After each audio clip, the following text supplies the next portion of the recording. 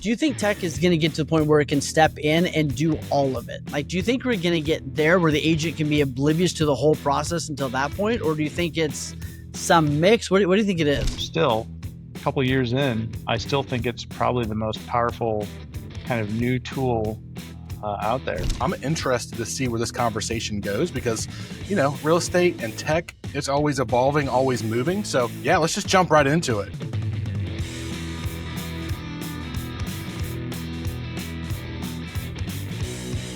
Hey, hold on. Before we get back to the episode, make sure you like and follow us on social media and subscribe to our YouTube channel. It means the world to us. And don't forget to turn on that little notification bell so that you get an alert every single time we drop a new episode. If you want to really go hardcore, go binge some of our past episodes and please leave a 5-star review. All right, back to the episode. All right, y'all. So welcome back to another episode of Real Estate UnTucked. I almost forgot the name of our podcast. Today we're having an awesome guest. Chris Drayer is the owner of Revaluate, which you can see from his hat, but also a cool dude in the tech space. So I've known Chris for a while, so has Wayne. And so I'm interested to see where this conversation goes because, you know, real estate and tech, it's always evolving, always moving. So yeah, let's just jump right into it. Chris, what are you seeing right now? I know AI is a big buzzword, but what are people not seeing that they should be paying attention to that maybe is coming for them or going to sneak up on them? What do you think it is?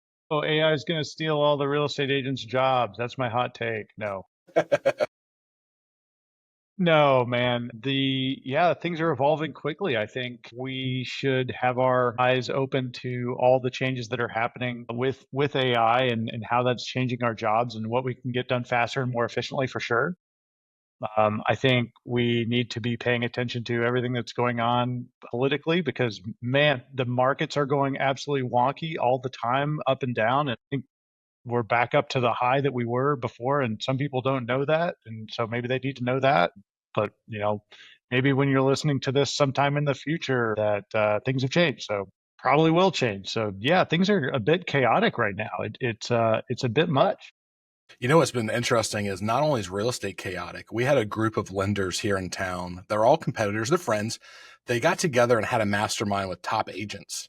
And so my business partner went, and I'm not making fun of them, but they were all like, okay, we have to work on personal relationships now. We have to do this because how Rocket just bought Mr. Mortgage or whatever the hell it's called, and they bought Redfin. They're having the Zillow come to Jesus that realtors had like 10 years ago. Like, everybody's going to take our leads. It's a click of a button. You're going to get a loan. And we're like, dude, that's so 10, 15 years ago for us. Like, we're past that shit now. Like, we're on to the new stuff. So it's funny how even their industry is getting disrupted with all the tech out there. So I just thought it'd be funny to share and make fun of them, but they don't listen to this probably, but maybe they do. Who knows? Find out. What I guess, let me ask this question, Chris. What do you think tech has solved in the last 5 years? What do you think it might solve in the next 5 years? Like what do you think it's actually helped? For sure, that got solved. So oh my gosh. Good. Like, has it just got 1,000 times worse, or is that just me? Like, I saw a meme last night. I'm not on them. Like, I'm just. Oh gosh, no! I saw a meme last night. The guy goes, "I'm going to be a marriage therapist, and when people come in, I'm just going to have them get on dating apps for 3 minutes. They're going to leave going, I love you too. Let's never get divorced." And I'm like, that is the truest stuff ever. Like, yeah, it ain't pretty out there at all. Tech hasn't solved anything. Yeah, I don't think anything's been solved.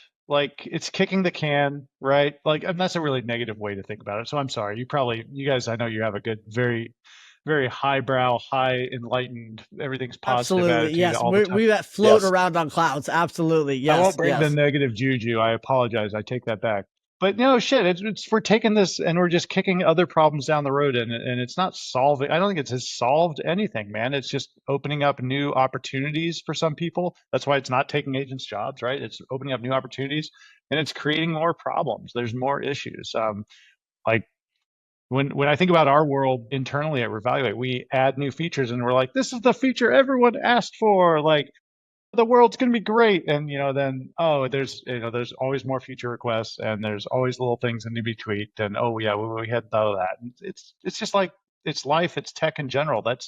We're not perfect. They're not perfect. The world's not perfect. And we just have to be resilient in responding to the problems. And I think that's what makes really good real estate agents stand out, is they are able to be, adaptive, no matter what the environment is. Well, and it's so interesting because I think we went through this explosion of data, right? Which was like, now you can learn anything, you can see anything, you can get all, like, it became, and we thought, hey, we'd lose clients because now they have access to the data. The reality is they're so overwhelmed with the data, they're running to the agents going like, I don't know what the heck to look at. Like it's all over the place. Like what, right, was, so I think that what you guys do is very interesting, because data is amazing, but unless you can interpret or make something out of the data, it's kind of useless. So I think that's where kind of Revaluate comes into place. It's like, hey, here's all these billion bits of pieces of data that as an individual agent, there's no way you can sort through it. So I'd love to, like, for you to kind of explain to everybody like what you do, and then I have some questions about like the future. But yeah, like how, because I think that's been the value prop in a lot of ways.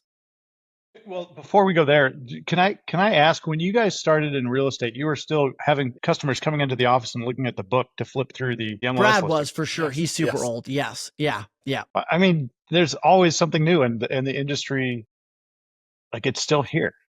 It's just not. I don't know. I'm not overreacting to any of this change, but Yeah, I think it's just gradual. but it's funny because the juxtaposition is exactly why I love Revaluate. But agents want tech to get business, right? That's what they want. Like, bring me leads, bring me business. But no tech out there can actually give you the relationship to close the business. And that's what it takes to close it, right? And I was listening to a pretty big podcast the other day, and they were talking about how going forward with AI, people are going to be paying attention to, I think actually it was Simon Sinek. He was on Diaries of a CEO, in case you want to watch that one. And it was like, they're going to go back to the handmade stuff. They're going to go back. They want to see the email with the imperfections, your typos. They're going to be like valuing stuff that is made by hand more than technology. Like, people are going to be seeing every email going, are you really sending that to me, or did you put that in AI? Right. And one of the examples was like an apology to their wife about like, hey, AI, I had a fight. I said this, I want to fix it. And AI was like, go in there and say, I'm sorry. I take responsibility for my actions. I'll try to be a better human. And the girl goes, did you write this for AI? He's like, well, AI, but I mean exactly, it, right? Exactly. Yeah. AI, but I mean it. So my point is, like, that's what everybody keeps missing. And it goes back to the basic principles of real estate 110 years ago. It's the personal connections. It's, do I like this person? Will I let them work with me? Now, technology is helping introduce us. That's the difference. And this is why I love Revaluate so damn much. I appreciate that. That's kind words. I saw Dan Stewart over at Happy Grasshopper and I were chatting about AI and how best to work with it. And this relates directly. We were founder of Google's, how do you say his last name? Sergey Brin? Sounds good. Is that right? We'll go with that. Okay. Wayne, what do you think it is? I have no idea. He actually said that all AI models respond better if you threaten them, I saw that today. which is so natural language programming works. Like they understood that they'll do a better job because that's how all of us respond better to go, okay, fine, I'll take care of it, right? Like, but that's a mind-blowing thought to me. Well, you're also going to be on the list when they take over and start taking people out. They'll be like, that guy was an asshole to me. Yeah. On Perplexity. Yeah. He's This guy out always first. said please and thank you. Let's keep him around. Yeah. So, well, anyway, so there's big AI out there that is can do deep research, and certainly we employ that. I employ it personally. I'm sure you guys use it and pay your dollars per month for it. It's been really helpful and somewhat of a game changer for how we approach things and how we ask questions. The results, I think, TBD, right? I'm not really sure.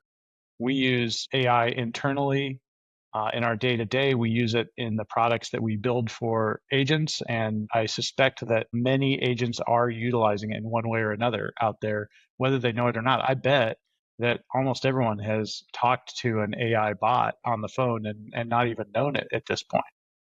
Yeah. Well, I mean, is it safe to say that Revaluate is kind of AI before AI was popular? Like, I mean, I feel like that's a fair statement, or is that a little stretch? I think maybe that's a stretch. We get lumped in the AI bucket, but we're predictive analytics. We're taking big data. We're crunching. We're using human-powered intuition to drive the changes and make things work. But okay, so the core thing that we do for those that don't know is we predict who is most likely to move within your database. So that could be your sphere, that could be your farm, whatever. As long as we have an email address, we can drop it in there, and we're going to predict who's most likely to move. And we do that by looking at life event data. So we pull data from all sorts of different sources: search data, social data, spend data, government data. That all goes into the sausage, and we crunch it. And we're looking for life events like everyone calls them the data Ds: death, divorce, diapers, diamonds, diplomas, downsizing, discretionary income, the daily grind. Dumpsters is my favorite. These are the life event things that we know as real estate agents cause people to move. So that's the data that goes into the sausage. And then our process, our AI, our predictive analytics takes all that and crunches it down to a number. So between 1 and 100, once they go 75, 80, then we think they are likely to move in the next 6 months. That's kind of the core of what we do. I think the really important thing here is there's lots of people that can make predictions. You can, go in and ask a crystal ball or a magic 8 ball or something for a prediction, but it's going to be shit. I think the proof is in the pudding. We've had a third party validate the quality of the predictions that we've made. We monitor the quality of the predictions that we make in each customer's account. We ask our customers, hey, how are we doing? And the result of the white paper was 19.5% accuracy. And we have asked other companies out there that are saying that they're making predictions to have a third party come in and validate their data. Right. And no one else has done it. So that leads me to sort of a guess as to what's going on at other predictions. But even at 20%, call it, that's still the 80% that you're doing reach out, still a connection that is still a good thing to have when you have a database, right? So even if you reach out to the people that might be movers and they're not actually going to do a life event statistically, it's still nice to be prompted to reach out to somebody because they're going through something most likely. So that's the way I look at it, at least when I look at the Revaluate numbers. So just because it's 20% that's not a bad thing. That's a great thing. Yeah, I don't think there's a better way to sort your data out there based on who you should reach out to. If the question is who should I go grab coffee with today, this is going to help you find the right answer, right? If the question is who should I call or who should I do a pop by to or who should I invite to my event, I think this is a real good direction to go in. Well, let's talk about databases. I know that's like, agents hear that word and they roll their eyes and all that crap. And I thought I used to have a really robust, good database until y'all jumped in there and you graded it, right? And like, there's like a grading score. So those of y'all don't know, there's also a product they have that'll grade your stuff and it'll take everybody that's in there if they bought or sold. And literally it showed me that I missed like 1.3 million in commission the year before. Commission, not sales. Because people in my database did buy and where they bought and who they bought with. And it's a map and it is mind blowing. So what are the common mistakes that you think the average agent just off the cuff make in their database, or what can they do to like improve results from their database in your knowledge? Well, first, Brad, you're not alone. We did a case study with a large coach out there and we did 500,000 of his coaching clients' contacts. And of those, they lost 93% of the transactions in their database over the last 12 months. So to say that again, the other side of that is they only closed 7% of the transactions in their own databases, and they were getting coached by one of the really big names. Yeah, damn. That hurts. I think that's the kind of key takeaway. So if I were to take Wayne's database and analyze it, and I would say, here's all the transactions that happened. Congratulations, you have a good database that's producing a whole lot of value, and you could make a fine living selling a portion of that, would be the kind of takeaway, right? That's what agents have sitting right in front of them in their computer, in their phone, is a whole lot of potential. Now what? And that's exactly, I think they have all that. And then they have these lists of, 500 or 1,000 people. So either you can, what I recommend is, that small list they need to be talking to once a quarter at least. But then if they have a large list, like you need some help. And I think the AI is not there to replace you. It's there to assist you, right? It's there to go like, hey, here's the 20 people you actually should reach out to out of the, if you can't call 3,000 people, here's the 20 people that I would focus on. And I think that's where AI is going to do a lot of the heavy lifting. Yeah. If you can't pick up the phone and call someone, then no, this isn't the business for you, right? Hey man, how many people are trying to just get around that part? Like it's here to assist, but if your mindset is it's here to replace, you're probably, I think I agree, you're probably just in the wrong business, right? Like if you wanted to assist, awesome. If you wanted to replace, you're probably screwed, and you will be replaced by somebody that's got a bigger wallet with tech. You know what I mean? So yeah, I think just so. focused. Do you think tech is going to get to the point where it can step in and do all of it? In other words, going like, hey, I've been talking to Sarah for 3 months. She's coming to the office tomorrow at 10. Like, do you think we're going to get there where the agent can be oblivious to the whole process until that point? Or do you think it's some mix? What do you think it is? Well, I think it's a great conversation. I don't think it's a one size fit all, right? The difference between a average house, which is what, 450 now in the United States, that is probably more applicable to that type of scenario where you could have more pieces of it done than the $10 million property. Which, did you guys see that news that just came out, that there's a boom in the mansion side? I actually just wrote about it last week. There's a boom on $10 million plus properties in the United States right now, and sales are up significantly. If you guys didn't hear about it, I can elaborate a little bit No, more. yeah, Yeah, elaborate. I please. love that. The volatility in the markets has wealthy people spooked, and they don't like the short-term volatility of their money in the market. So they are pulling out of the market and investing in real estate because it has a long-term value that they believe will trend in the right trajectory going up and is not volatile, isn't subject to the volatility of the craziness of this current situation, which I find fascinating. And I think it's a story that real estate agents can take to the streets and say, the really wealthy guy down the street, with Yeah. the $10 million place thinks this is a sound investment. You should too. Yeah. I love that. Because Yeah, I guess it's not, a lot of interest truth to rates don't that. matter to $10 million purchasers, right? Like they're not getting That's loans true. for They are that. buying cash. Yeah. So, Yeah. damn. Yeah. I hope that plays well for them. Yeah. If you can deal with the interest rate, you don't need to worry as much about the volatility of the price of your house over the next 7 years, 5 years, however long you're going to be there. Yeah. Love No it. doubt. All right, so here's a couple questions. First off, what would you love for, as you inspect agents, what's the one thing you think every agent should be doing more of right now? Is it just talking to their database? Is it reading the data? Like, what's the one thing you'd encourage everybody to go out and do more of right now? Yeah, the knee-jerk action is one that agents aren't going to like, which is, yeah, I think you should be working and talking to people and picking up the phone and calling and having conversations one-on-one, because the authentic communication piece is what's going to get you the referrals down the road. If you take that a step further, it's probably hosting authentic in-person events. People are still scared of that and deprived of it, and we need in-person events to get those referring people in the room and have them talking about you and your company and your event. I think that's not being done enough. Yeah, I love that. All right, what tech are you using daily or in your business is helping you the most? The biggest change in the last 3 years is GPT. Yeah, for sure. Yeah. Adding that in, having it on my phone and having it write love letters to my wife. I mean, Apology letters. More apology letters. but yeah, just on all facets. I think that touches many pieces. And Yeah. some of it's redundant. Like, you're already going to do this project anyway, but you have it kind of proofread or do something for you. And I find it really very useful. Still, a couple of years in, I still think it's probably the most powerful kind of new tool out there. I don't know. Did you guys have one that I'm not thinking of? Let me know. No, I think it's great, and I think it's just good with all the tech. Like, is this solving a problem? Is this serving me, or is this just a waste of time? And I think people need to learn, especially with the ChatGPT. Like, they need to learn the prompting. They need to learn how to do more and more with that. But stay away from some of the other things that are just shiny objects and aren't actually serving you. And pay attention to stuff that's actually getting results, rather than just too much theory. So.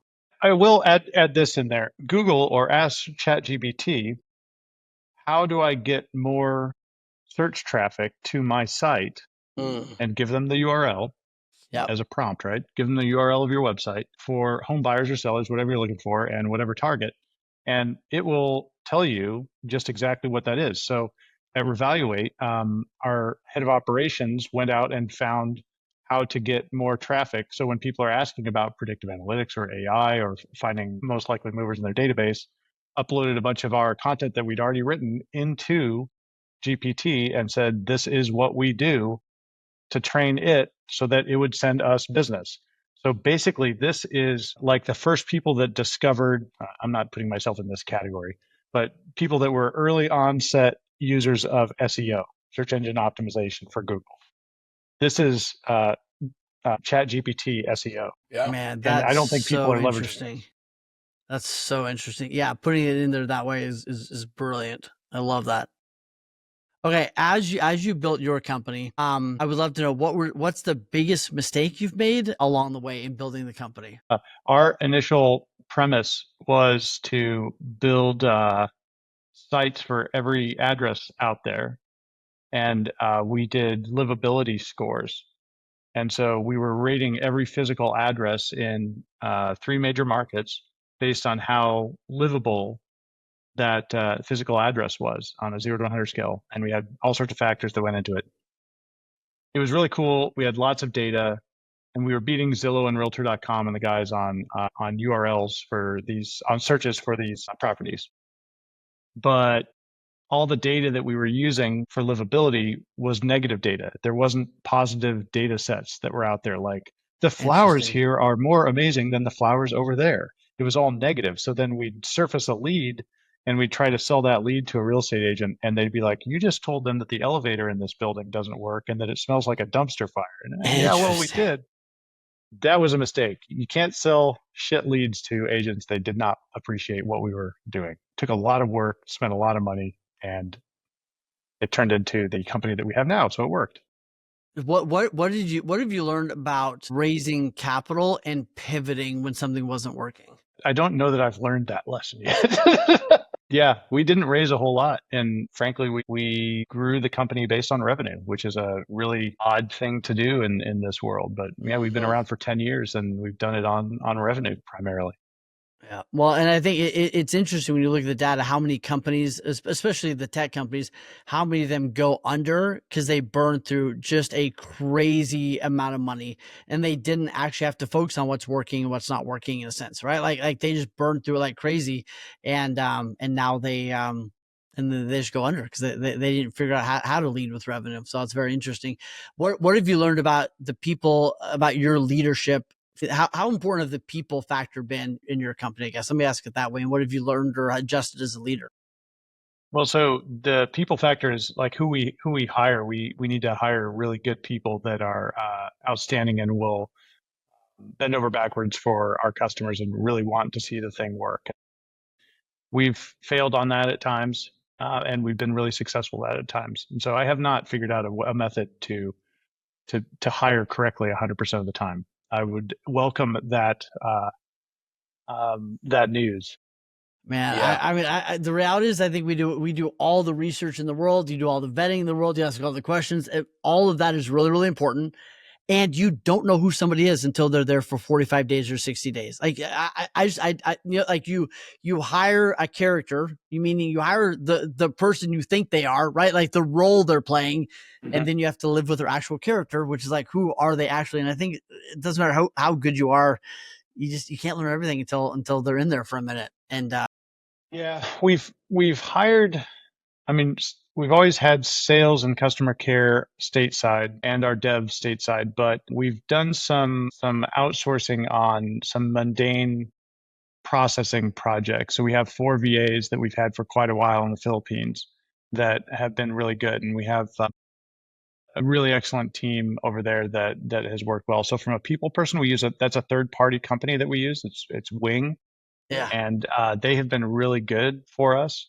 Different tiers, different price structures, but from a who we've hired and has worked well, that has been a really good partnership for us recently. Well, you Not something talk. we talk about publicly. How's your but management with especially with the virtual, team? How, because I think a lot of people, that's really shows like the management part of that. How do you manage them and keep in relationship? yeah, so our head of operations manage the relationships with the VAs. Awesome. Yep.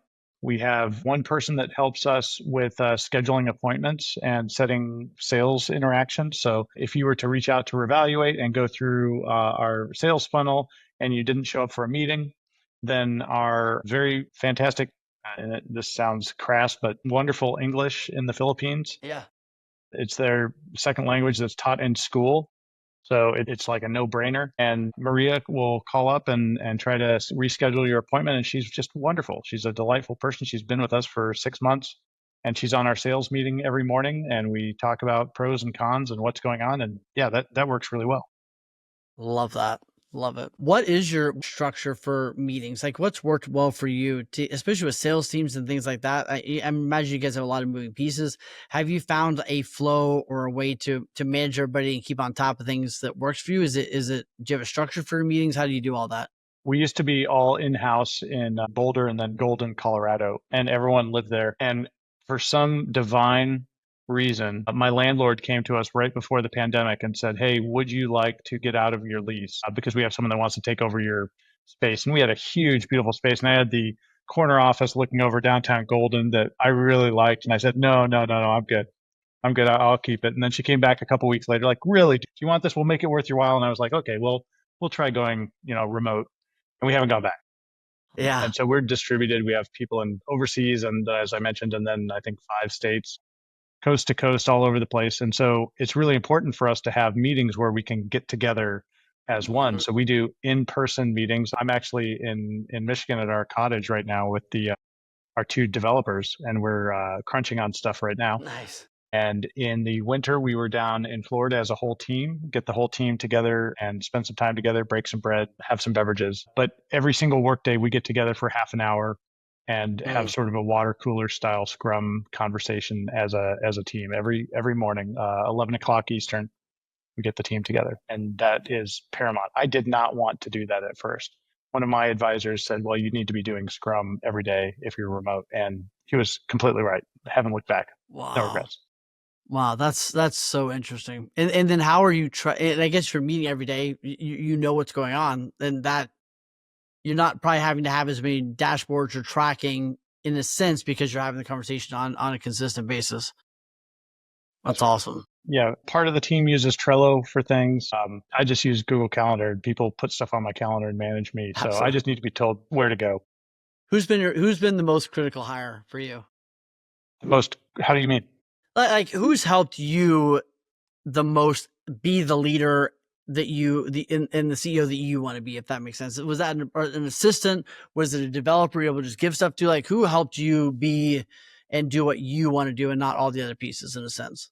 Yeah, I think it's a village in that case. I don't think there's any one person. I think it's a village that's raising me. So I get better over time. I count on you guys to help me out, both of you. So I love it. There you go. And, I mean, we've talked I've talked to both of you guys in the last 30 days. So yeah, that's important. It's important to learn from each other. And I think having a coach as a real estate agent is probably one of the most important decisions you can make, because you need to be pointed in the right direction and if you don't have that village pointing you in the right direction, or that one person that's doing it. What we know from the people that we've worked with is the agents that have coaches are going to be repeat customers of ours. And it's not because of us, it's because of their coach. Their coach is keeping them on target, keeping them moving forward, and they're not flaming out of the business. So lots of agents come and go in this industry, and it typically, in our experience, is not the ones who have a solid coaching environment behind them. Man, that's so true. It's so, you and I talked about this years ago, and in the sense of like, because I asked you, and I don't remember the exact conversation, but something to the effect of like, who does Revaluate not work for? You know what I mean? And it was like the people that don't work it. You know what I mean? Right? And it's like, and I think that comes when it's virtual assistants, whether it's Revaluate, whether it's whatever that thing is. Usually that agent is the weakest link, right? Like they're not talking to the virtual assistants enough. They're not leading their team well. They're getting data, but they're not doing anything with the data. You know, they're getting the P&L, but they're not reading the P&L, right? So it's like they're usually the weakest link. It's like the virtual assistant was probably great. That tech was probably awesome. Probably you, right? So I agree very much with what you're saying. I'm pretty fortunate in that the community that did invest in Revaluate has stuck by me through the good times and the bad times and the good times. But I've got some wacky people on my team. For example, the first CMO for Google is one of my investors. And we've got the first investor in Etsy as one of my investors. And so I've got a series of these guys that Colorado has a weird tech scene with a lot of cool folks in it. And it's flyover country to you guys on the different coasts, right? But we've got a pretty cool vibe and a lot of skilled people, and so I've been fortunate to have those people around me holding me up. But if you don't have the CMO of one of the largest companies in the world as one of your mentors, then yeah, you should probably find someone to help you out. Right. What's been some of the best advice they've given you, or has there been some memorable moments where maybe they helped you avoid going down a waterfall? So the Scrum, like the one we were just talking about, is obviously on my mind right now. But the hey, go do Scrum was my buddy Rob Shuham, who ran one of the largest advertising agencies in the world, and he pointed me in that direction. He's just like, I don't want to do that. And so a week later, he's like, how did it go? And I was like, I didn't do it. He's like, okay, well, I'm going to ask you that again next week. So good. So what's next? What's next for Revaluate? Like, how do you see your brand and like your space in real estate? Like, where do you see that going? Is it doubling down and just doing what you're doing better? What do you feel like it is? Are you willing to share? Well, some of the stuff that we've done is live in our accounts to our customers right now, and we didn't launch it and we didn't increase price. We turned it on, and we're gathering feedback from people. So for those of you that are watching that are customers, please log in, poke around, and provide feedback to us. We actually have a survey that's going to be, it'll be live by the time you're watching this. That'll pop up in there and ask you questions about that, because we are actively sitting here with the dev team working on the next phase, and we have been working on it for quite a while, and I'm pretty stoked about the direction. Going to be pretty tight-lipped about it right now, as you can imagine. Yeah, lots of good stuff on the horizon, and I'm pretty stoked about the future. Yeah, I'm excited. I think we're going to drag you to E5 or Broker Boardroom, one of the two, or maybe both, and we'll get everybody to sign an NDA and talk about it. Yet I think that what you guys are working on is beautiful. And it goes back to what we were talking about in the beginning: assisting, not replacing. I think that that's such a key takeaway from this is like learn how to lead with revenue, right? Don't be stupid, right? Lead with revenue, and then figure out all this tech and everything else. It should be there to assist you, not there to replace you. And I think so many people are looking for like this easy button that just makes their job go away. And the reality is a lot of people are having to go like Brad was talking about earlier. I just got to go back to the thing that I'm really good at and bite the bullet and stop working so hard to avoid the work that's just on your plate and let go of the other stuff. I get it, man. That phone can be heavy on the days when you don't want to go to the gym. That's the best time to go to the gym. Absolutely. And even if you just go for a short while, you've done it and you feel better about doing it. Same with making a phone call. If you've got 20 phone calls you got to make today, just make one and then see how you can do the next one. Just plug on through, man. So I'd be curious for your ideas. If you're talking to, let's say, a team of my size, I had 50,000 leads or people in my database, what would they need to do to set themselves up for the best success? It could be people, it could be other tech, it could be systems. Like if you could create that for somebody and say, if you do these three things, you would have a lot more success with our product or any. I tend to look at it from a database standpoint, and that's sort of how I judge a lot of agents and teams and brokers. Like, how are they doing? What is the health? And so we did build that free tool, and we can provide a link in the notes if you'd like for the free assessment. But we have a free audit, and it will tell you where the holes are in your database, what's wrong with it. So you can, because you know that there's problems, you know that you've swept stuff under the rug and are not paying attention, because it's boring as hell to deal with database stuff. So we want to help take care of that for folks. And so we can do the free audit. We can show you what's missing, where the holes are. Like you mentioned, Brad, we could show, here's all the lost commission. If you really want to be punched in the face, yeah, we'll show you who like the agent was that stole that business from your database. And it's powerful, and it creates a visceral reaction. And then you ask the agent, so what do you think about that? Do you want to take action, or is that good enough for you? And they're always like, let's go. let's clean this up. Let's get rid of the crap and let's focus on where we need to be focused so we can have meaningful conversations with people.